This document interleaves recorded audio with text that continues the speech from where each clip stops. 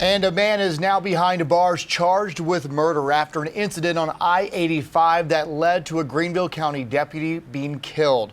Ray Kelly is now out of the hospital and locked up, facing a slew of charges, including murder. We are expecting to get the warrants at some point tomorrow, which will give us more insight to these charges and what led SLED to file a murder charge in this case.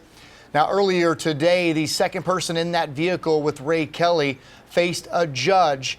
Tornell Laureano is charged by SLED with trafficking meth and cocaine.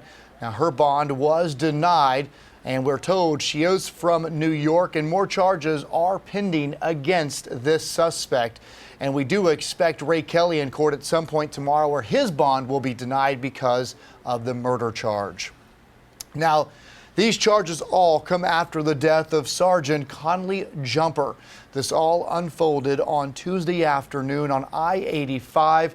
We're told that he was performing a traffic stop with a fellow deputy when some type of struggle broke out, a fight with the suspect we just showed you, Ray Kelly, and a chain of events then led to Sergeant Jumper and another deputy being hit by a vehicle.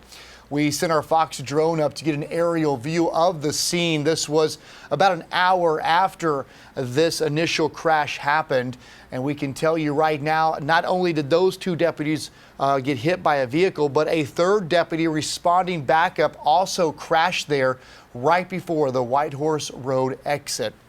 All three deputies were rushed to the hospital along with the two suspects. Now, as we mentioned, Sergeant Jumper did not survive. Those two other deputies are expected to survive and recover. And again, those two suspects are now out of the hospital and in jail. Funeral arrangements have been announced for Deputy Jumper. We have a live look tonight at Conley Jumper's memorial in downtown Greenville. His patrol car, you could see it's parked behind the LEC there along Stone Avenue. People have been leaving flowers, balloons, photos, so many tributes to him.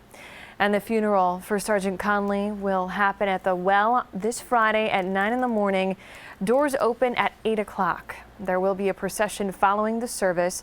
It will travel southbound on 385 to 26 East, and then from there, the procession will exit on Highway 202 towards Pomeria Cemetery for a separate gravesite ceremony. And earlier today, a line of deputy and police vehicles escorted their brother in blue on one of his final rides from Prisma Hospital to the McAfee Funeral Home on Whitehorse Road. And only on Fox tonight, members of law enforcement, neighbors, children, all praying for Sergeant Jumper and his family at a memorial in downtown Greenville.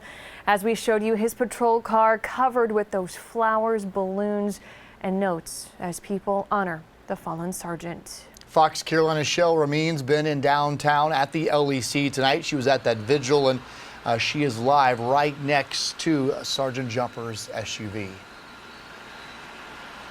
Well, Cody, as you can imagine, it has been such a tough day out here outside of the LEC. You know, I've seen the toughest of tough in law enforcement be fine one moment and then walk right up next to this car, and that's when we see the tears really come out. I've seen little girls come out with their parents dropping off drawings right on the top of his hood right here just to pay their respects. Even people praying right down at this bumper, all to honor Sergeant Jumper. And as you can see, they have quite the memorial going here. We want to show you some footage from earlier today, and seeing the memorial grow just a couple of hours has been overwhelming for many people. And I spoke to people who knew Jumper, and they say he was a decorated deputy with a lot of awards, but that's not what he's known for. They tell me he had a larger-than-life personality, a love for life, and for the job. That's what made him who he was. Nearly 28 years in the job, his fellow deputy and close friend at this vigil tonight says he was really the entire package. And, you know, you always smile. And just, he was everybody's buddy. I mean, if you didn't like Jumper, you had a problem.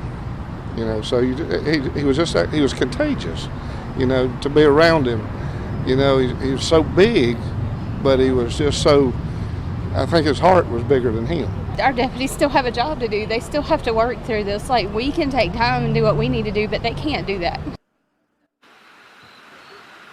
We heard many people at the vigil admiring the work Jumper did on the streets and even inside of schools. He got others excited for this job each and every day. And we're really seeing the community rally around not only these brothers in blue, but really the family at that. We should mention that there's a fundraiser going on at Henry's Smokehouse that's going to be going on Friday, October 31st from about 11 in the morning until 8 p.m. at night. And I spoke to the owner earlier this afternoon. He tells me that all of the proceeds, 100% of them, will go to Jumper's family. If you're a part of the community, that's what you do. You should. There's a saying that takes a village, and that's exactly what it's about. I mean, it's all about that. Again, next Friday, 11 to 8 o'clock, come out to Henry's Smokehouse to help Jumper's family. And the more people that we spoke to out here, you know, people laying down decorations, flowers, balloons, the more there is really to honor Sergeant Jumper. And of course, we will be doing that along with the rest of the community. Friday, his funeral will be held at the Bon Secours Wellness Arena, or the Well as we like to call it. In the morning, of course, we will have live coverage of that inside of our Fox Carolina News app. For now, reporting live in Greenville County, I'm Shale Remien, Fox Carolina News.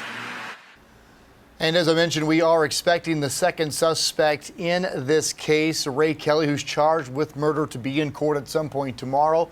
And we will have that inside our Fox Carolina News app, and we'll let you know what happens on air and also at foxcarolina.com.